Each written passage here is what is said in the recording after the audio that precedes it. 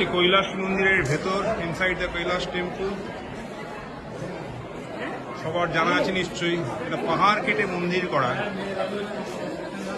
খোদাই করে বিভিন্ন মূর্তি। এটা সম্ভবত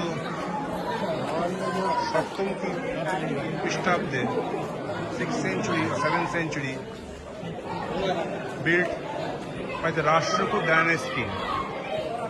This is a huge Kailash temple. As you can see, going with the very high walls.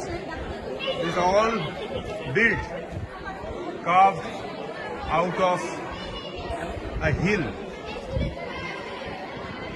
I cannot take the entire video, it will not, I cannot send, sorry for that, but I think people can guess how massive is this one, with all the sculptures cut from the walls of the mountain. It is so amazing. This is the Kailash temple, cave 16 of the Ellora caves.